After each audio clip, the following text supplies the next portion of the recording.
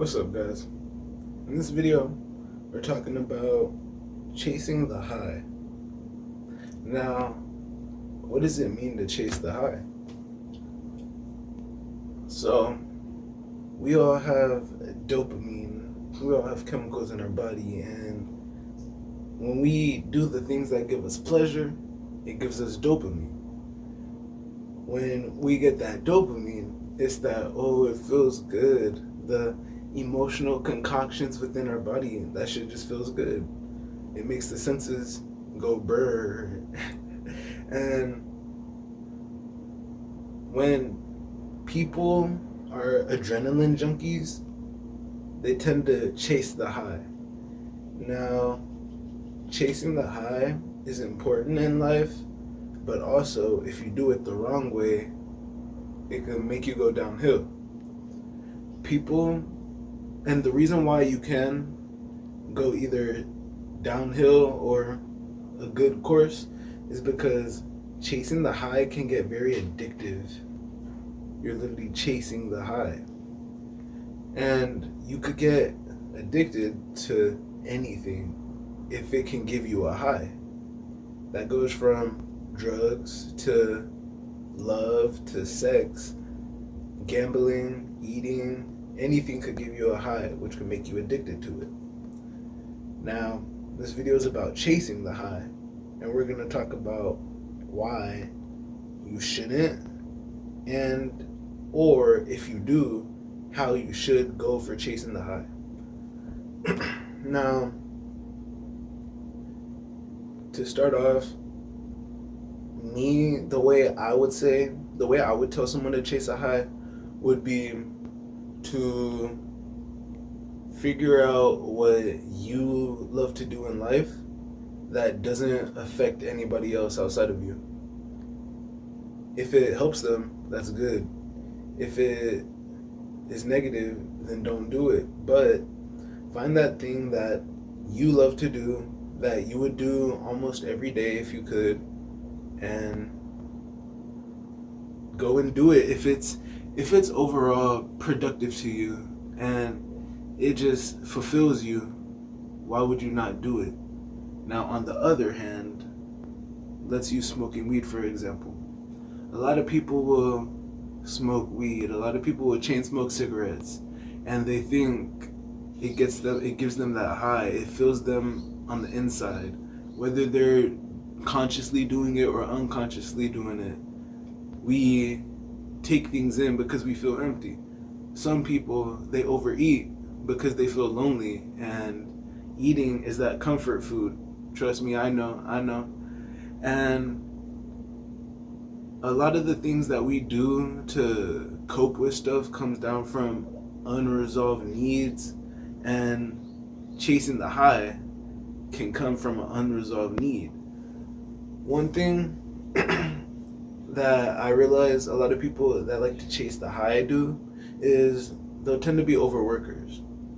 Like, I've run into a lot of people who they will hustle their ass off, but at the same time, because they're overworking themselves, they have to overly de-stress, which means they're going to overly indulge into the negative stuff, meaning after work, let me drink some, let me go out and party and stuff. And it's like, it's okay to use in moderation, but if that's the only way you could handle your stress, if that's the only way you could cope, then I don't think chasing the high is worth it. I don't think being a workaholic will be worth it if in the end you're too stressed and you can't handle it. But a lot of people like to chase the money, and seeing that paycheck hit, it gives people a high.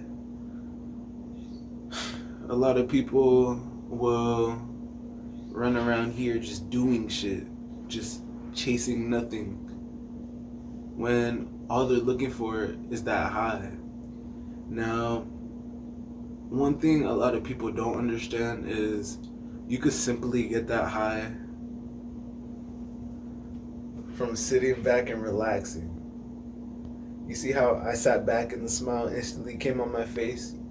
You can't tell me that being at peace is better than trying to go out clubbing in a chaotic environment. You're already stressed. Why do you need to go to a more stressful place? Like, I know people say it's fun, but I don't know. I guess my brain works different.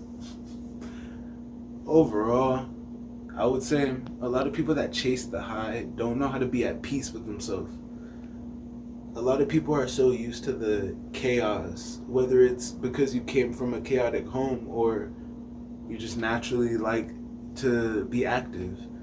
A lot of people will put themselves in scenarios where they're doing extra and they can't just stop and just sit with themselves. So because they can't stop and sit, they just continue to chase. And once you stop and sit down and just you're okay with your life, you're okay with just taking a breath, you start to realize I was rushing for nothing. The more I try to rush, the more I try to worry. But the less I rush, the less I worry, because I see no matter if I rush or not, shit still gets done in due time.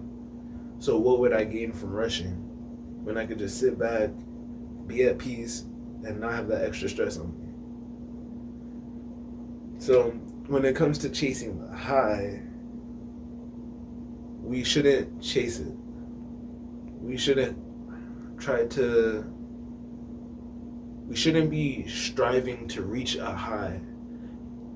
One thing that people do is a lot of people like to overindulge, overstimulate themselves to where when it's just, we're not doing shit in life, people call that boredom. And a lot of people can't sit with their boredom. It's hard for me. I could barely sit with myself for like 30 minutes. But a lot of y'all would have trouble just turning everything off and just sitting down for 5 minutes. So if you don't believe me, go try it. Pause this video, or after the video, just turn everything off and just sit down in the middle of your room. Tell me if you can do it. But chasing the high. A lot of people can't sit down, slow down. So their standard for what gives them that high is higher than someone who's used to boredom. When you're used to boredom, anything above boredom, anything above boring is going to be exciting. Or, no, just simply that. When you make your baseline, not even that your standards for fun are low, it's just you're not so oversaturated, overstimulated with things outside of you that you could find fun in the most mundane. Like, for me, I think that's a simple way to live life. It's very simple, but it also makes life a lot more fun and interesting. But that's the message. All I'm saying is, don't run around here chasing the high. Don't try to feel good all the time. There's ups and lows to your day. It's okay to understand that there's good and bad throughout your day. So, yeah, hope y'all take this into account and play it in your life. Learn how to slow down. It's okay to be on go, but you don't need to slam your foot on the gas. So, like, subscribe, and I'll see y'all later.